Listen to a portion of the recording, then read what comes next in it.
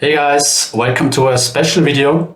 This time we've got our first guest on, Sifiasco from PokerStars. Some of you might know his name. He has already appeared in quite a few of my live play sessions. Simon, do you like to introduce yourself to the people who don't know you? Yeah, sure. Thank you for having me, mate. So I play Sifiasco on PokerStars. You can follow me on Instagram at PKR. I'll get the plugging there as well. I've played full time for about three and a half years. Now, as I say, mainly play on Stars. My main game's going to be 500 NL. We do play some 200 Zoom and things like that when it runs. But yeah, as I say, you might have seen me on a few other YouTube channels and things like that. I'm doing a bit of a tour at the moment, so happy to be here, mate. Always found you very, very tough to play against. So sure nice, yeah. Review. Always a battle. No nits here. No, definitely not. So you've brought some hands, or you chose some hands that we played against each other. Yeah. So maybe the first thing that comes to mind is your opening sizing. So you open 2x on the button. I don't anymore. You don't anymore, yeah? No, so I'll give you the logic for this. I was experimenting with different opening sizes, and I was having a look into like GTO Wizard and things like that in terms of, their pre-flop charts. And I had a look at, okay, everyone opens to 2.5 or whatever. What happens if we open like min raise? What tends to happen with how people are meant to defend? And what I found was when you min raise the button, most people in the small blind are meant to have a flattening range. And I was like, I'm not sure people are going to do that. And then I looked at the big blind's calling range and how wide it's supposed to be, as opposed to like a 2.5x open. And then I was also like, I'm not sure people are going to go ahead and do that. So I experimented with this for a time. I don't think I executed it amazingly well, because there are lots of deviations that you need to make post flop. Yeah, that was what I wanted to ask you. Like, did you change like your flop strategy? You went for more depolarized strategies because the big blind has a wider range? Yeah, so I didn't really, and I think I neglected it a little bit. It's half the reason why I've gone back to more of a normal side schemes now. Because I did it for a good period of time, and I looked at my win rates and compared the two, and obviously this is very subjective areas and things, but I was finding that it wasn't necessarily generating more win rate for me. And the big downside is, of course, you steal the blinds less when you do open to a min. And it's very difficult to outperform the win rate of stealing the blinds because you just win 1.5 big blinds per hand every time. So I reverted back, and I probably didn't execute it as well as I should, but I do this sort of stuff quite a lot. I've experimented with a lot of different pre-flop things just to kind of try it out, see what happens, to try and generate a bit of an edge. But oftentimes with stuff, I do tend to revert back a little bit sometimes. But I mean, it still makes sense, like, because then you know how to play better if other players use it, first of all. And you just get like a better overall understanding of how the game works. So I think it's always a good idea to experiment. I think so. It doesn't hurt to try out. And as you say, like, there are people who min open the cutoff or the button and things like that. So if you have a bit of understanding of how that works and what the changes are, it's going to be beneficial. As I say, I don't regret it. I might not do it now, but it's you definitely learn. It's the key. So we look at Kingdom off in the big blind, and in the big blind, as most people watching will be aware, you have more of a polarized 3-bet range. I wonder also how, like, I wouldn't perfectly know how I should adjust my 3-bet range depending on your opening sizing. I assume I want to 3-bet actually a bit less because I get a better price on calling. But anyway, I went for the 3-bet. It's not a very high frequency play, but should get in there. And flop is Queen 7-6 two-tone. So I think a lot of different strategies make sense. Like, I think if you want to go for a big bet or a check, it's fine. I generally like to keep it as simple as possible. And on queen eye boards, I just go for a 25% c-bet. I think if this was small blind versus button, I could range bet this board. I think big blind versus button, those 7-6 type of boards are actually really bad. while I do have 7-6 suited or 7-8 suited which connect, I don't have 7s or 6s, which I would if I would 3-bet from the small blind. So I have a severe like set disadvantage. So I think I would need some checks. Like I think you would have around 30 to 35% checks on the spot. So would play a checking range on the spot. And probably in my hand, if I had like King 10 without the diamond and with no club, would probably one of those candidates that wants to almost always check, I guess. Yeah, I think it's these boards are. I like the difference between big blind and small blind 3-bets because I do get the impression, at least, that people tend to be maybe a little bit lazy and just it's play them all the same. I mean, I'm going to play it exactly the same, but I think there is often big differences, and I often find like even if you do need to have a checking range, it's always quite easy to construct the air portion because you just don't put any money in. Yeah. If you just have, as I say, King 10 off, no diamond here, it's really not a great hand that wants to start betting. So I think it makes an awful lot of sense to check, and you do just check fold a lot of your games. Obviously, you have to make sure, of course, you're going to put good hands in there and things like that. But I just see a lot of people being quite almost lazy. Yeah, it's just like, you're just gonna go ahead and c-bet this one, and then you kind of. I mean, a lot of people are like already lazy pre-flop, right? When you look at maybe at the stats and you see, okay, this guy's only free betting 10% from the big blind. Yeah. I mean, then you already know. Probably post-flop also not too aware of the situation. Yeah, agree. So we did go for the check this time, and you check it back. So what would have been your stabbing strategy here, like sizing and frequency? So I always tend to, again, with a few exceptions, I always tend to just stab very small. The exceptions are, of course, going to be like, if you checked me on Ace-Jack 3, then of course I'm going to create a very polarized stabbing strategy. But generally speaking, I think stabbing small is going to be very good. And stabbing, I mean, usually the equilibrium, it always tends to be roughly around like a sort of 50-50, give or take across like a lot of boards. That's how it's always going to aggregate out. Yeah. I generally like stabbing a little bit more, just because I think a lot of people are going to not play well versus for sure. It kind of gives me a lot of options later down the line. And I also find like when people check call you, it tends to be very easy to play as the in-position player at that point, because a check call is often very straightforward and bucketed around like ace high and pocket pairs and things like that. In terms of the hands that I want to bet and I want to check, I think it's a lot of the time there's very few pure bets, and in theory there's a lot of mixing going on. Other than you have 2 6s, of course, like you're going to go ahead and snap very often, but there's a lot of mixing going on, and there's a lot of very mergy sorts of things going on, like the jacks through 8s, for example, those hands are going to stab a lot more than people might think. And they also, they're going to go ahead and get value later down the line a lot more than people think. So it is quite mergy and things like that. So you just kind of want to be conscious of the fact that, as I say, there's very few pure bets. Yeah. Try to consider where the money is with your, with your hand class, for example, I think is always a good way of putting it. So, like if you have something like a Queen 10 of clubs, that might be, it's a good start, but it's also a good check. It plays well in both lines. You want to kind of think ahead a little bit and try to, visualize. Yeah, how much money do you want to put in with this hand on like different runouts and everything? Yeah. Exactly. Like, yeah, definitely. So, went with the check back this time.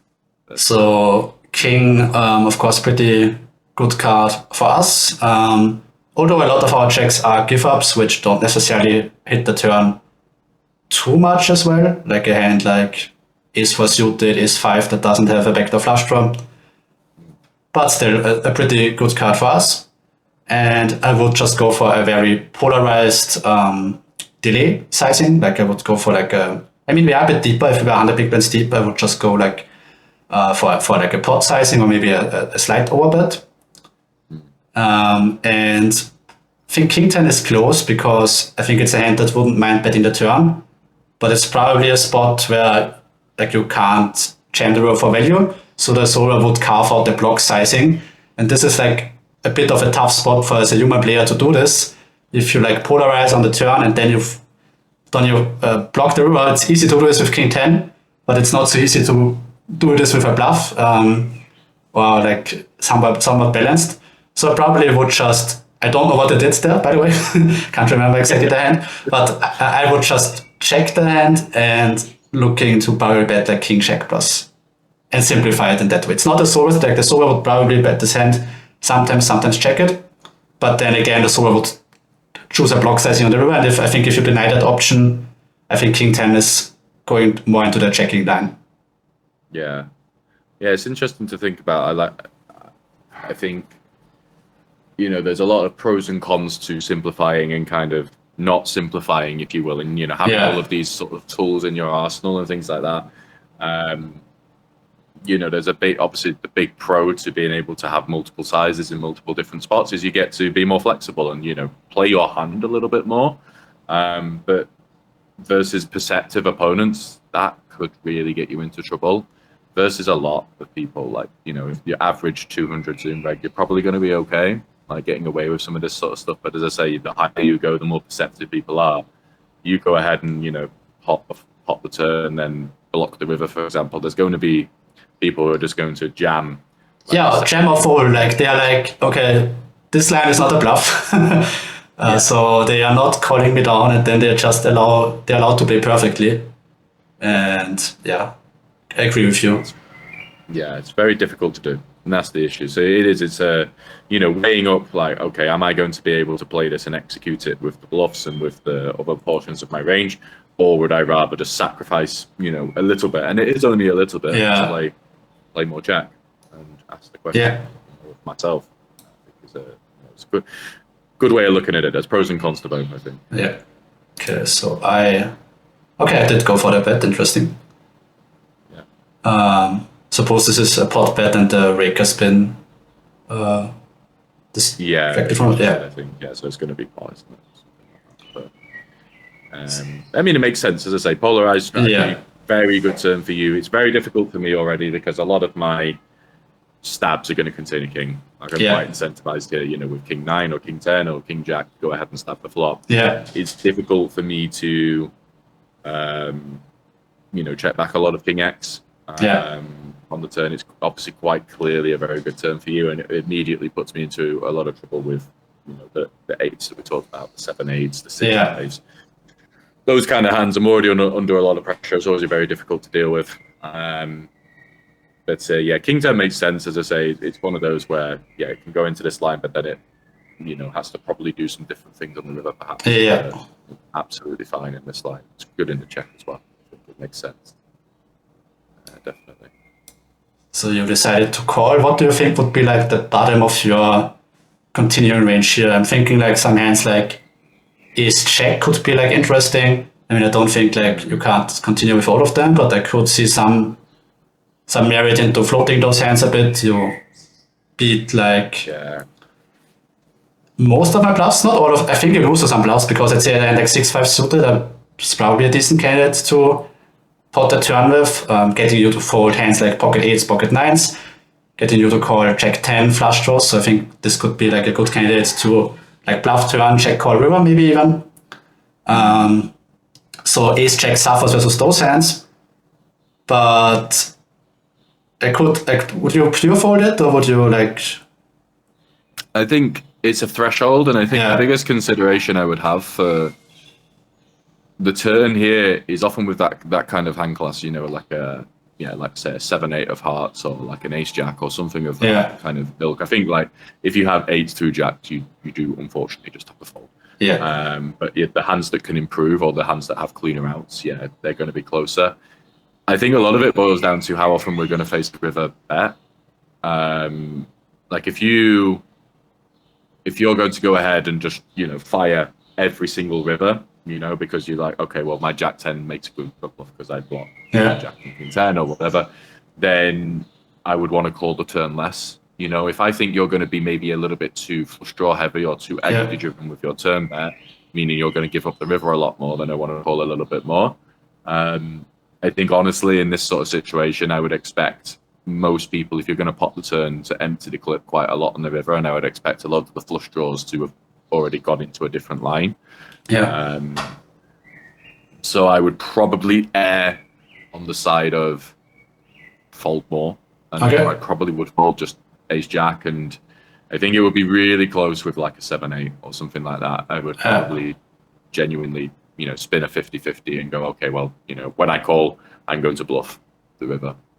Or a lot of rivers, So, very close. It's tough. I also wouldn't really know what's the exact threshold in theory what you should defend here, but it's tough.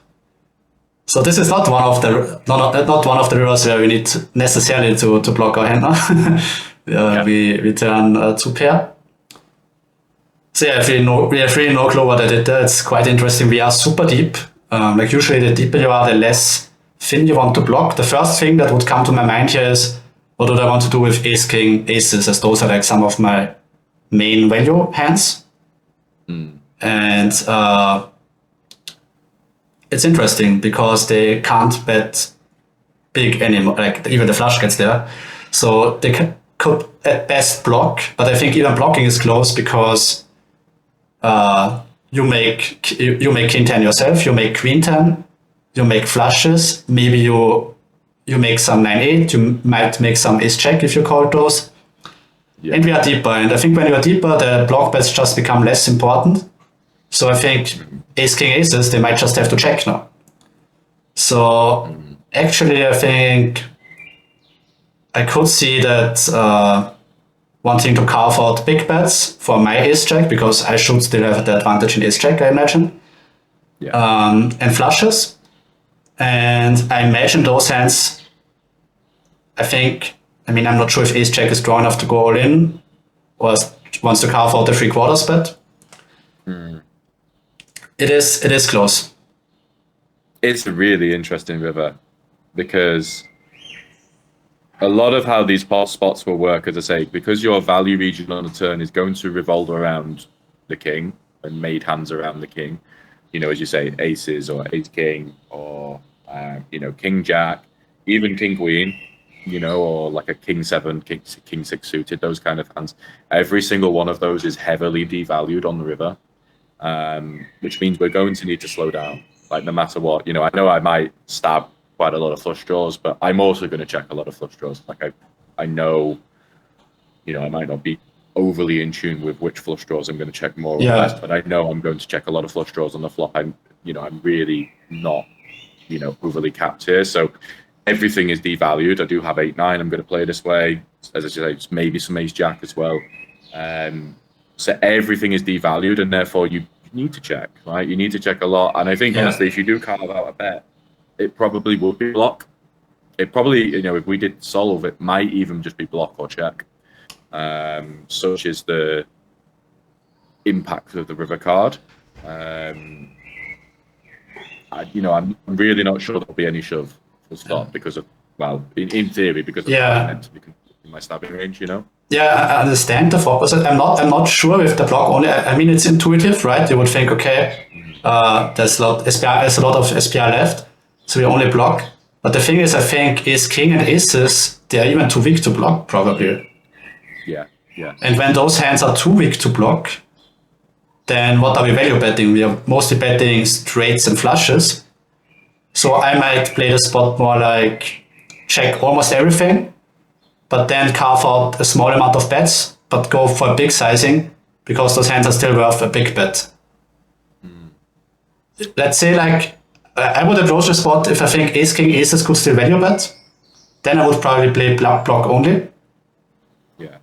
But I think when the hands are not strong enough and those hands need to check, then I would probably just be like, what is my betting range for river? It's mostly straights and flushes. Those hands don't want to block. So I would maybe approach it more like high frequency check and then going for big bets. Although I'm not sure what big bet that should be. If 3/4 is the maximum, probably because we are so deep, you have more flushes. So maybe check most of my range and then have some big bets would have been my approach. But I'm not sure. It's a really, really fascinating run out. really tough to play. Yeah, definitely. I think it's about. I think when you obviously, you have for me, when you have the region of hands where you can still value bet and you're really enjoying your life, you have, I don't know, ace five. Yeah. For me, it's all about like, okay, well, how do I get the maximum? And I tend to think the way I tend to approach things is okay, how do I win a stack?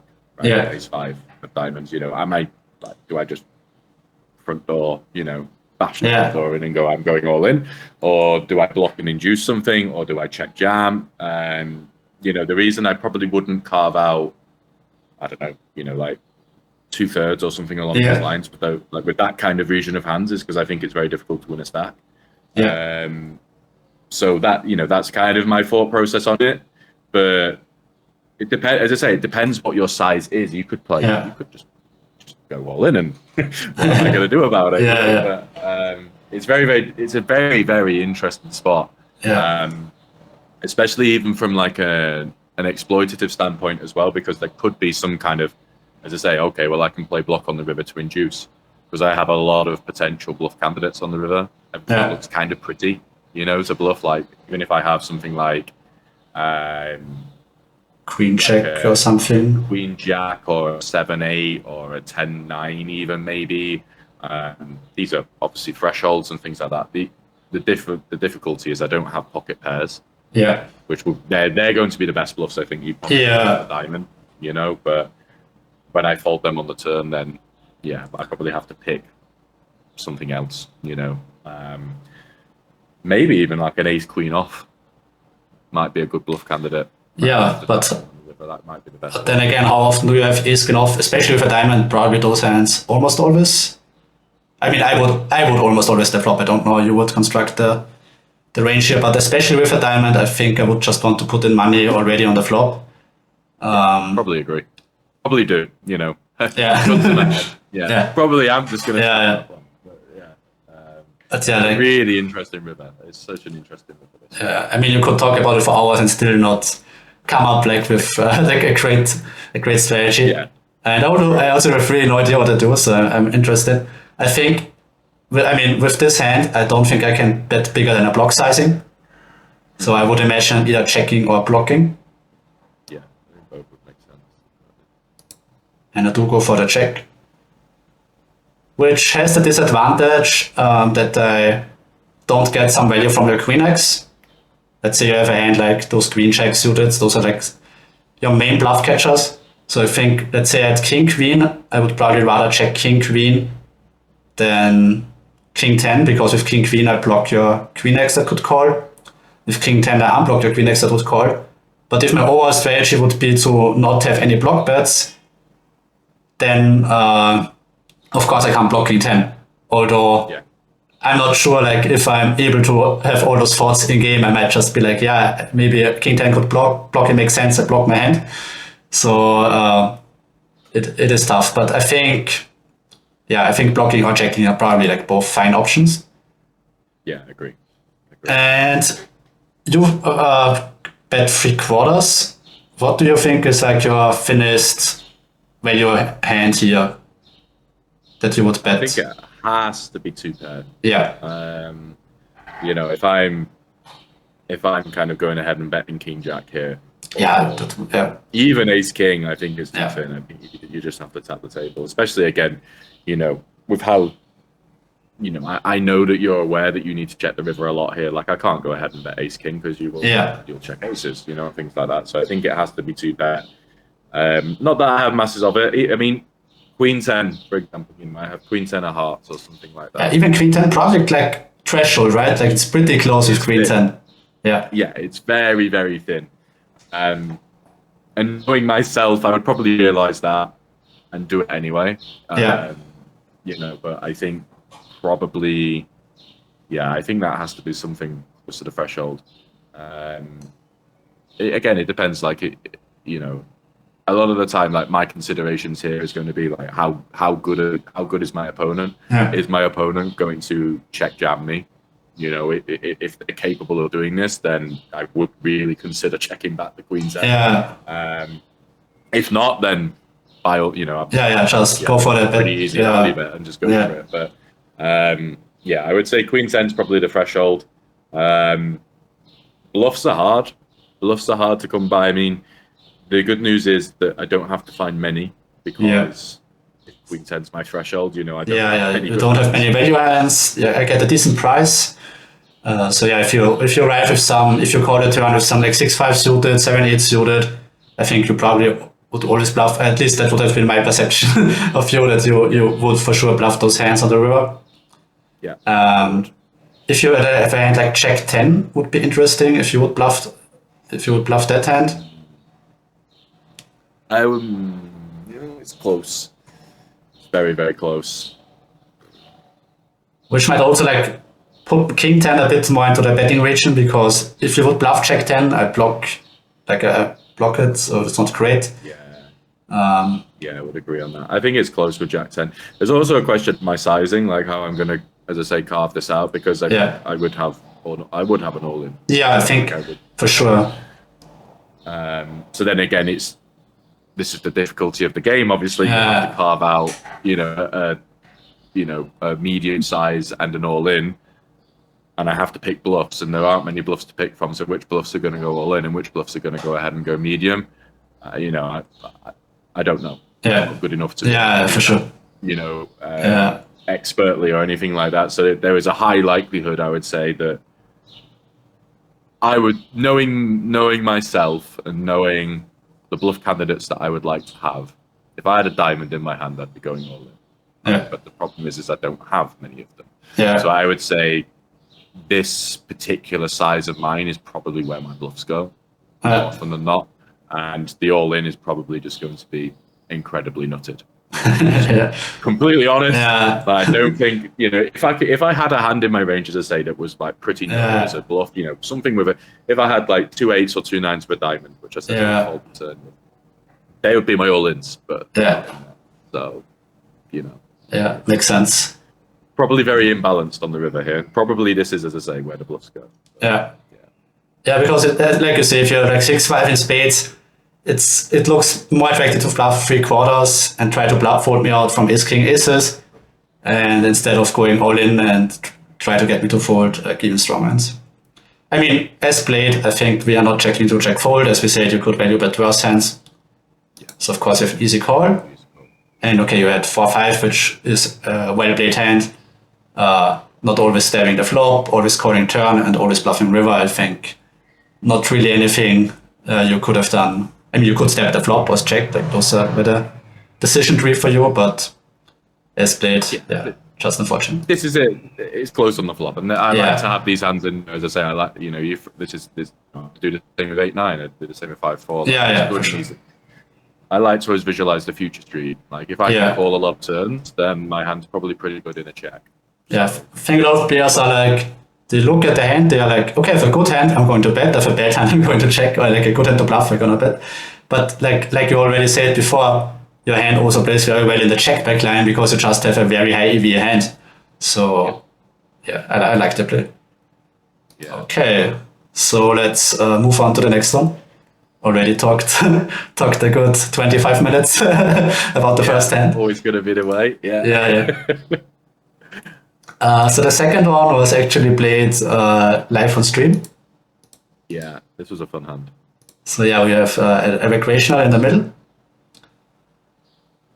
And we both check, and it checks through on the flop. Yeah. I think not too much to say. I mean, maybe something like, I would not expect you to check back strong hands. I mean, you are not incentivized to do so. Like, let's say you have like, I don't know, a good 9 or like ace 9 plus. I mean, aces I could see checking back for sure, or the kings. But I don't think you would ever check back like a set or a vulnerable overpair or ace 9. And I don't think you should, because the weave comes from the recreational player. So, I mean, it's just fine. Like, I think it's a good strategy to be more capped than if you were in a heads up pot, just because you want to extract like the money from the small blind as much as possible, right? Yeah, I agree. I think I am definitely capping myself on the flop. I wonder how much I would check. Like a 9. I would probably throw a 9 in. Yeah. a fair bit because it's not amazingly nutted. But you're completely right. 210s plus. Yeah. You're just going to see a C bet from me, and this is why multi-way spots. If you arrive to the river, a lot of the time in multi-way spots, and you have a bluff catcher, it's probably not going to be overly great in a lot of situations. Where you face a lot of aggression because you're not that, as you say, you're not incentivized to go ahead and stab random air an awful lot when there's a recreational in there because you just want value in these kind of situations. So. I wanted to ask, would you, probably not with your hand, but would you ever have a leading range on the flop here to kind of sandwich me? I might versus like a more face-up passive opponent. But I think I know that if I would play leading range, it would not be balanced. Like it would be hands that look attractive to lead. Let's say I have queen 10 offsuit here. I don't think like you play multiple tables. And I would not think about donking here. Yeah. So I don't like to be too face up if I think that the imposition player is a good player who will like be aware of that and be aware that if I donk here, not that I'm saying I'm only donking strong hands, but I'm donking hands that interact decently well with the board, and then my checking range would be like really weak. So the next time I would check in the spot, you could just start betting more air because I'm starting to donk too much. Yeah, I think that's fair. So I remember the spot, the recreational now goes for a small bet, and I already say it while doing the YouTube video, and I think I'm still of the same opinion. I would like to see myself raising here all the time. Yeah. Because it's easy to see you have a pocket pair, you want to get to showdown. But I just have infinite equity, right? I have an open-ended flush draw. I instantly get him to fold some better hands. I get called by some hands like ace 10 that he bet calls, jack 10, flush draws. So there's a lot of things that go right if I raise. Yeah, I agree. I think the size as well, recreation is going to be very face up with their sizing. It's just not going to be very strongness in general. So that's oftentimes how I will approach things versus recreationals. It's going to be very, very dependent on how big they bet. If I get 1/3 here on a really wet board, it's not the strong hand for the most part. Exactly. I think whilst I think 1/3 is a good size to stab, I think the recreationals tend to view things very differently. With the more wet the board is, the bigger they want to bet because they want to charge the draws, and it's kind of exactly is how it works. If you can't fold out the draws, you don't want to put too much money into the pot. Yeah, they don't realize this, so oftentimes, as I say, they will bet bigger with stronger hands in this particular spot. So definitely agree. Always attack this. What's the worst that can happen? Yeah, exactly. Yeah, I think in game I didn't realize I had I think I just saw that I had a pair and a draw, but I didn't realize I had all the draws in the world. So I just call. And now you're the recreational bets only small, I only call. That seems like a profitable spot to attack. Yeah. Yeah. I completely agree. I mean, you could obviously, the same logic applies to why, you should raise as to why I go ahead and do this. It's the same thing. I see the recreational betting small, I'm like, that's weak. And then I see you only calling, and I'm like, well, that's probably not strong either, because it's the same thing. You're incentivized to go ahead and raise all your... Exactly. Yeah, exactly. If I turn 9-8, I'm never calling here. Exactly. So it's pretty easy for me to, especially on this kind of turn, whilst I will, cap myself a little bit with, how I construct my betting range on the flop, I am going to turn a lot of equity here. Yeah, and you also turn pocket 8s. You wrap some hands, you could have pocket 8s, you could have pocket 9-8. Exactly. So yeah, exactly right. So there's value I can rep, there's a lot of equity.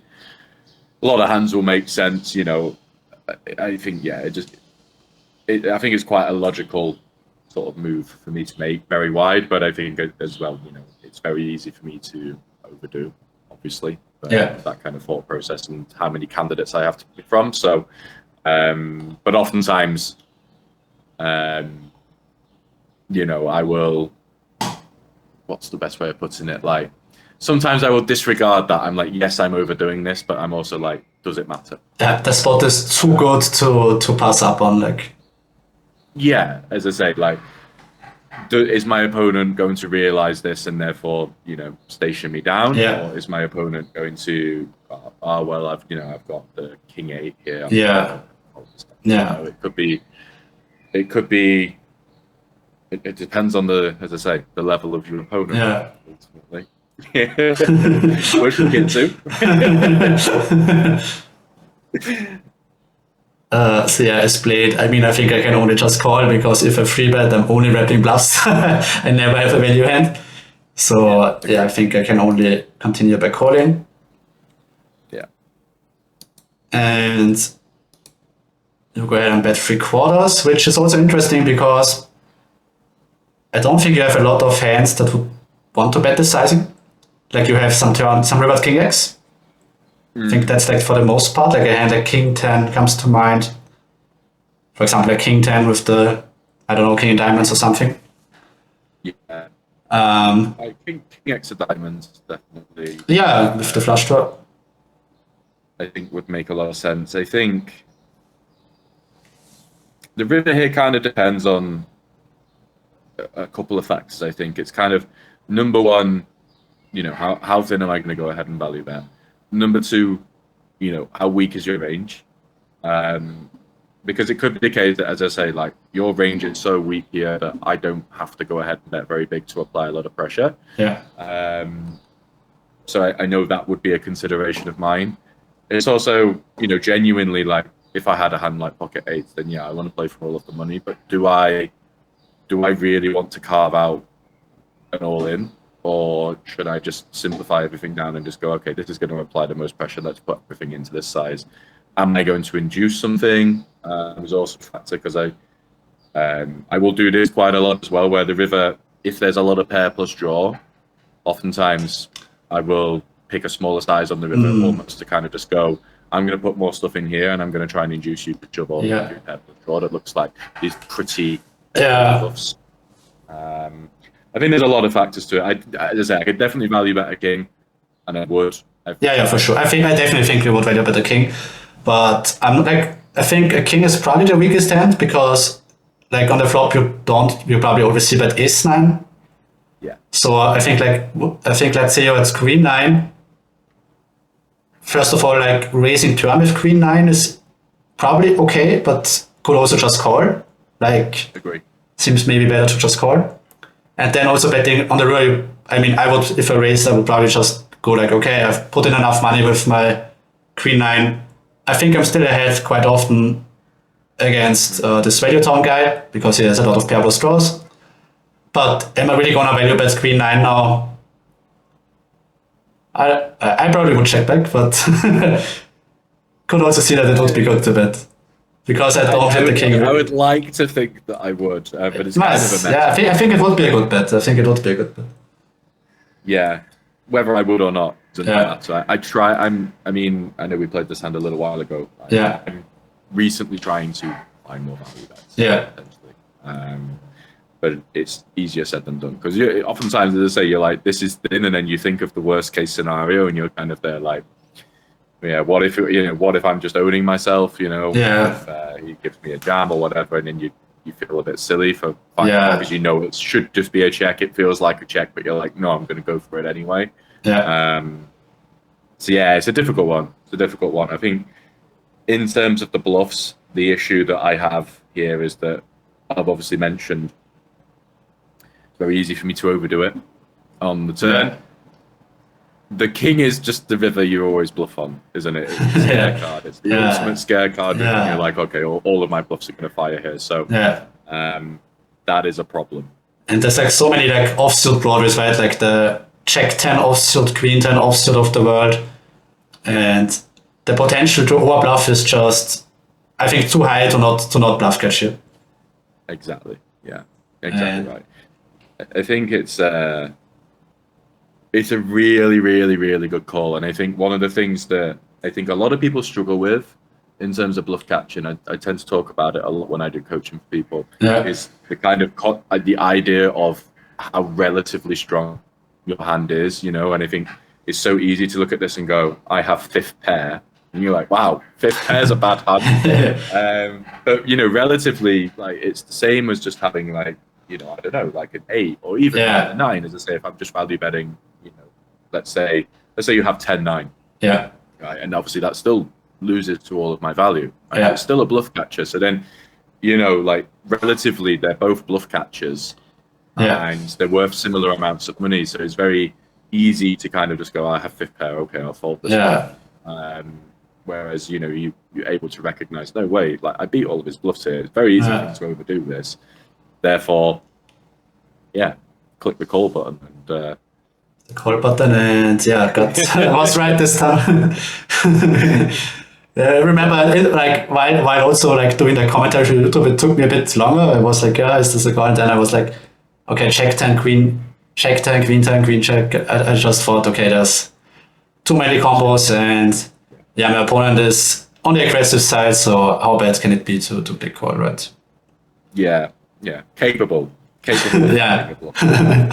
Definitely. But no, it's a really cool hand. It's a really good hand. A very well played hand, to say for yourself. Nice. So let's move on to the third hand. Again, I don't have any clue what happens here. This is one I picked. It's an interesting hand, actually. Yeah. From both sort of points of view, because I mean, how often do you play a 7-6-5 monotone board? Sure, yeah. Haven't looked at too many sims for that. No, nor should you. But it's still a very interesting hand. And a smaller one. I wanted to put a smaller pot in here. Yeah.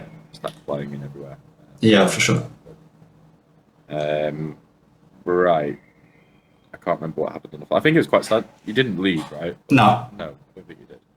So in the flop, I assume you just like most of your hands will be like a mixed strategy on those smaller boards. Or would you have anything particular to say for the flop? I think that in terms of my strategy here, again, monotone boards, not overly well studied, and as I say, nor should you be, because they happen the least, right? Yeah. The general, my general ideas of monotone boards are, look, you're not very aggressive on the flop or the turn, and then you're aggressive on the river, and this is because the board can change so much. Yeah, especially when it's 3 straight. So the board it's amplified. So my betting range here is super minimal, and again, I think it should just be. I'd probably build it around flushes. Like I'll build and obviously some higher equity draws or something along those lines. Maybe the occasional 10-9 or 8x or something. But I think if you bet really small, I think it's probably still fine to just bet like some bot pairs as well.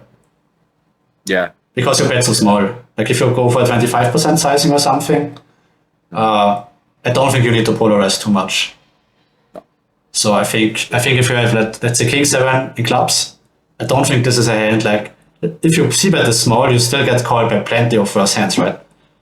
It's not like I can fold a board pair.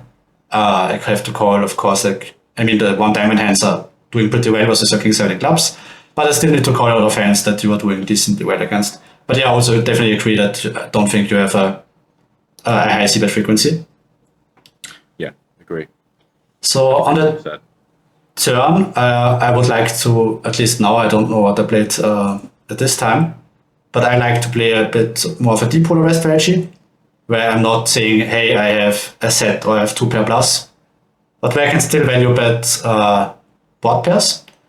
And I think somewhere between like a block to a half pot sizing is a good strategy here. If I bet like half pot, I can still, I think, bet a lot of 10x and those weaker pairs if they have additional draws. I think also hands that really like to bet, because even if I'm behind, like I still have a lot of odds to improve, and my hand also needs a bit more, like my hand doesn't mind if you fold King Jack offsuit without the diamond, for example. While if I had King 7, I would want you to keep that hand in, so that I can cooler you when you hit the King on the river. Yeah. So I would like to see myself actually like probe most of the time here, and go for a small, like 33 to 50% sizing. I think is would be fun. Okay, so I do go for the half pot bet. I would imagine that you would mostly respond by calling. Yeah, it's again very very difficult spot to kind of construct what a raising range. Again, generally, as I say, the monotone boards because the board is so interchangeable, you do have to slow play a lot, and you do have to, like if I have 2 pairs and sets on this kind of board, I just need to check a lot because the board, as I say, can change so much. And you can't pile the money in these sorts of spots. So I think my raising rate here again is very, very minimal. More call than anything else. Again, maybe some slow play flushes that I know raise the turn. Maybe King X diamonds that I now go ahead and raise the turn to punish you a little bit for, as I say, maybe a 10 or something along those lines. But really minimal. As I say, delay to the river, and then the money goes in when there's no more cards to come. Yeah. Would also be interesting, like, what's the weakest hand you have to call here? Because let's say you had a hand like Ace King in spades. I'm not sure if you're allowed to pure fold that hand, because I'm only betting half pot. You are in position, you get decent pot odds, and while the board is really connected, I don't know, you still have like a lot of auto folds, right? Like you have those Ace King, Ace Queen, Ace Jack, King Queen, King Jack, Queen Jack, hands like King Deuce that don't have a diamond. And I don't think you get to fold like a lot more than like 25% or something versus this sizing. So I think you probably need to call some hands that really don't look attractive to call. Would be my guess. I would agree. You need to, I think, like again, visualize the next street and think about, okay, what if a diamond comes in each? Like, okay, well now, what would I bluff now? Yeah. So it wouldn't surprise me to say if there is like the Queen Jacks and King Jacks, that are going to be in there for that kind of reason. Obviously, they're not going to make a lot of money, and I think obviously they're not going to be pure defense by any stretch of the imagination. But I think they need to be in there, and it's again, it's something I try to do an awful lot. Is just okay, what rivers can come, and then what's my plan? I mean, you do probably have like 8x and 9x to bluff in the river, I guess. Yeah, so that would make sense. So I think Queen Jacks probably don't need to call because you have those 9x. That's very true. Yeah. I think that's it. I'll call like Ace King or like some Ace High. I think you're just happy enough to check down on a lot and only bluff on some runouts, like when you, for example, 8 in diamonds or whatever. But I also not really. The Ace High is going to showdown. I think a lot of the time, the Ace King, Ace Queen, you're going to get to showdown. I think more often than not. Yeah. But I think you're right. Yeah, thinking about the 8x and the 9x, kind of forgot about that. That would make more sense than the Queen Jack, I think. And I'm also really unsure. I haven't looked at any sim of a monoboard. not too much in my life, so probably someone in the comments is checking it and is like, what are these guys talking about? Like Ace King is a pure fold, the 9x can't call. Certainly possible, but let us know. Let us know in the comments. Let us know in the comments. And now the river is a 6.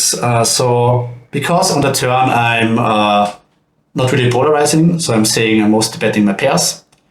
I think I still want to have block bets on the river because most of my range is not flushes, but actually 10x, 7x, 6x, and only a smaller portion of my range is like straights plus. Yeah. So I think the way, I mean, it's a bit tough because probably multiple sizings, but I think I like to have a block sizing. I think that seems pretty important. And a 3/4 sizing, I mean, not sure if you necessarily need it. Probably. I mean, 6x, maybe strong 10x, like strong 10x plus, I could see betting 3/4 on the river. And then have a bigger bet for the nutted region. Yeah. How I usually tend to do things is I don't. It's very rare. I'll often get rid of the medium size. Yeah. And I'll just go small and big, and then do things from there. I mean, obviously, very often in these sorts of spots, whilst I'm, if I arrive to a flop, I'm playing one size strategy, and I try to do it mainly in most places, but on the river is out of position. I think almost always the split. Yeah. How I tend to do it is small and big. So maybe I would, if it was me, I would have a lot of small to bet 3-bet, a lot of big, probably built around like the sticks, I would say. Yeah. Some flushes and things like that as well. But yeah, generally speaking, I think I would put more stuff into the Yeah, it makes sense to, I think, a lot of players. Like I think also like Clenty does this, where he often cuts the 3/4 sizing and is like blocker overbet. Makes it also more easy to you to understand like what your hand wants to go in. Because with 3/4, yeah, it's sometimes close between block and 3/4. I think the problem that I personally find with putting nuts, like blocking more and then also go for block 3-bet, is people don't raise thin enough, like generally speaking. Yeah. Like not saying that applies to you, but I think on average, like every time I look at a sim and I'm like, okay, versus the blocking position should raise like 28 or 30% of the time. And I'm like, yeah, no, that's just not happening. And then I'm like, yeah, I think if I put in too many strong hands, they just suffer in that line. So yeah, I don't know if I like to overly trap the small sizing against a lot of players at least, because I just don't think they perform well because they don't get raised enough in the first place. So you just win a small pot and don't get into the. Think of. Because I completely understand what you're saying in terms of they're not going to raise enough. Yeah. How much of an impact do you think? Because how I would still do it just because it's what they're going to raise, right? So let's say I have 7-6, right, so just the world. I would block the river a lot because I would be there like my opponent here is going to raise every flush. Like, for sure. He's still going to raise his flushes. Over pairs maybe not, right? But I think his flushes are going to go ahead and raise, and because I completely crushed the flushes, I want to bet. I know he's going to raise those hands, and therefore I'm going to bet 3-bet 7-6, for example. So therefore I'm like, well, that makes sense because I can now win a stack. Yeah. So it's kind of I'm achieving what I want to achieve, but I kind of understand what you're saying in terms of the overall frequency we're going to get raised much less. So do you think that being raised much less in general and not being bluffed outweighs the fact that he's still going to raise his flushes, or do you think it's more? The thing is, I think if you bet 3/4, he will probably also still raise his flushes. Agree. So then you just win more versus the medium hands, which he has a lot more often, and still get to put the money in versus his nutted range. Or I also might just check. I mean, it depends completely on the board texture. Like for example here, I'm not sure if it makes a lot of sense to check nutted hands, because my overall range, I think like for example 7-8 I think is still strong enough to block. Yeah. Because you just have a lot of ace highs that will need to call. Completely. So if I take a look at my weakest hands, and I think almost all of them can still bet, it doesn't really make sense, I think, to put nuts into the checking line, because like there are not any weak hands that check either. So my checking range should actually almost exclusively be check folds, if that makes sense. Or like hands that check to like because of the blocker properties, they rather check call. But if it was on a run out where I would need to check a lot, I would also like checking nuts more. For example, let's say the river is a king. Now I can't value bet the 7 anymore. So now all of the 7x need to check. So now you are more incentivized to value bet yourself because I have this middling region which checks. So you are incentivized to value bet. And I'm now again incentivized because we will reopen more to find a check raise range with nutted hands. Yeah, it's really interesting. While on this run out, I don't really see a reason to check a strong hand because I wouldn't check a weak hand, if that makes sense. Yeah, that's interesting. I'm going to need to think about it. It's because, as I say, like I check raise the river an awful lot, but I do sometimes, lay awake at night and kind of think, am I losing value here? Blocking, and as I say, my justification for blocking the river is because they'll raise their flushes anyway, and then I get But as you say, I think what really resonated with me there was like, if I bet 3/4, he'll still raise his flushes. And you kind of like, he will, right? So then you're kind of getting more value from my 10x, for Yeah, example. exactly. Just never raising the river by choosing a bigger size and also still accomplishing winning a stack. Yeah. And I'm going to raise flush. Yeah. So, yeah, it's a really good point. Really good point. I'm going to think about this a little bit. Yeah, it's also a cool hand that you picked out. Certainly interesting. Definitely. How to construct the range. So I would think that I would always block here. I hope I don't do anything else. I do go for the block. And you raise. So now I have to think, like, what's the thinnest hand that you would raise here? And I think you're pretty capable of finding thin raises here. I would hope so. So, I mean, I think you would definitely raise a 6. You would, like, I wouldn't be shocked if you would be raising ace 10 plus. No, I'm pretty sure I would find that. Yeah. Definitely ace 10. Yeah. Bonus points if I have a diamond. I would rather have a diamond, but I think I would find that anyway. I think ace 10 is probably somewhere around the threshold. Interesting spot to think about as well. You know, how thin can we go? Yeah. You know, based on how, again, same thing. How often am I going to get bet 3-bet? For example, if for the same reason that a lot of people, you know, in my shoes are not raising the river enough. People bet 3-betting the river enough. It's the same kind of logic that applies, and if they're not doing it enough, then I can go thinner. You know, exactly. I think it's a very good strategy to raise really thin. But I think a lot of players are not doing this, so I would not put too much nuts into the block line. Yeah. But if people start raising thin, then we can approach this equilibrium, right? Where okay, you raise thin, now I need some strong hands. Otherwise, you can just run me over and maybe start raising like king 10, queen 10 plus. Because let's say, extreme example, I value bet queen 10 plus 3/4 on the river, and I only block weaker hands, and I never have a trap.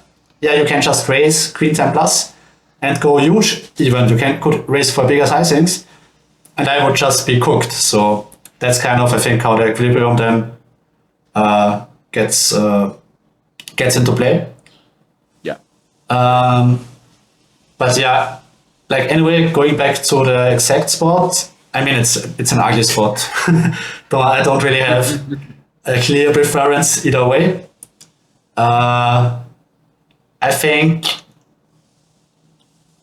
my hand is a decent candidate to call because I don't like the 8 in diamonds. You might see bet that hand a bit more on the flop if you would have it. And I think your bluff might be more hands like containing an ace, which doesn't block any of my bluffs. And then maybe a hand like ace queen, ace king. For what it's worth, I don't even think you would need a diamond to raise here because with my sizing, I'm not really representing too many flushes. Would you ever consider doing the silly thing and jamming? The jamming. I think it's also a good point. What's the best hand here for block? You just have so many attractive looking candidates again, right? Like a lot of hands you could think about, and you are not having a lot of hands that are. You just don't have too many nutted hands, right? Exactly. Yeah. I struggle with this a lot because, you know, I look at your hand here and I think, wow, what a pretty one. I always check. And you have like which is also the same, you know. Really pretty, and you have as you mentioned, how many hands are you going to put into this line? How many value combos do you have? And then if you have too many bluffs to pick from, it's so easy to overdo. Exactly, and I think I was doing this also like sometime, and I think it's a good strategy to overdo it at lower stakes, or like I think 100, 200, it still works pretty well. But yeah, the better the opposition becomes, the more they are just like, okay, I think you're overbluffing, and I call range versus you. And then you're really bleeding EV if the guy just bet calls everything. Because it's just like, okay, you overbluff, I just call. So I think that would be versus good players, and I also think you're capable of calling down really light. Let's say you're at ace 10. Let's say I would see that you have ace 10, I would not be convinced that I would always get you to fold if I jam. I would also not be convinced that I would fold that kind of hand. Yeah. No, definitely not. And for no reason. Yeah. So that's why I think I would rather be, especially when the board looks really attractive, where a lot of candidates are there, to be really careful and not overdo it, because people expect you to overdo it maybe. So Yeah. still, maybe you should still throw it in, of course, to get paid. But yeah, we really have to, I don't know, look at the RNG or something to regulate the frequencies. Yeah. But yeah, I think, but yeah, it's probably a candidate that would be okay. But I would certainly not look to jam this too much, because yeah, like we said, not too many value combos. Yeah. Great.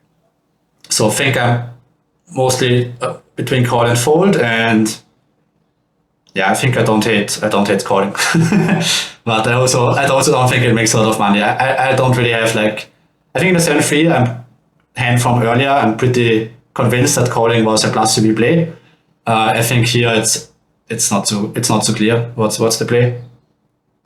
It's close. It's very close, because again, you can apply the same logic to, you know, the 3-bet as you can to my raise. You know, again, I'm going to arrive here with a lot of just one diamond over cards that are very pretty looking raises. You know, so it's not like if I had, let's say, ace-5 here, there's probably a call. So most of my raising range here is going to go and be just over cards. As I say, there's a lot to pick from. Again, you have to regulate your frequencies. I'm personally working on this myself. It's really hard. But I know in the past I've been very bad at it, and I've just gone, this is the good spot. Let's take this hand.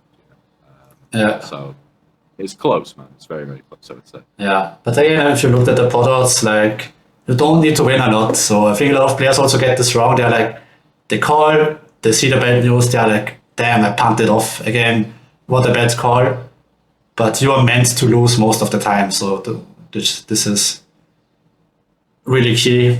Yeah, it's the hardest thing to get your head around, I think. For sure. It's very, very difficult, but the more you understand the pot odds, I think it's the hardest thing, but also the thing that will increase your win rate the most once you realize it. And your red line. Yeah, exactly. Yeah, we both know how to create a red line, I think. Yeah. As I say, I think it's a big misconception. A lot of people think that to have a winning red line, you need to be tripling off. Every single spot. You just need to be calling better. Yeah, exactly. You just need to play. Often you only need to play solid. I mean, people are like, often people think GTO is passive, but if you look at a solver, I mean, do you realize how aggressive the machine is playing and how thin it bluff catches sometimes? So you are meant to do this. And I think if the solver with the equilibrium, with the GTO strategy would play in the pool, I think it would probably have a massively losing blue line and a massively winning red line would be my guess. Because people tend to overfold, right? So the value hands underperform and the bluffs should overperform. That would be my assumption. So I went call, and I don't know if I won the spot or not. And yeah, nice. Found a nice raise with pocket aces. And yeah, I think it's definitely a good candidate to raise. Yeah, makes sense, I think. Pat on the back for me. Well done. Yeah, well done, Simon. So yeah, video is going on for an hour, I think. Good time maybe to call it a video. Yeah, I think so. I think it's been good, man. Yeah, it was nice. I think we still have some more interesting hands that we played against each other, so maybe one day we might make a part 2. Absolutely. You can get hold of me anytime and I will come back and we'll do a part 2. Definitely. It's been really good, man. Nice. So yeah, write a comment if you like this sort of content. And yeah, we'll try to reach out to some other guys as well. And I personally really enjoyed it. And it was cool that you took your time.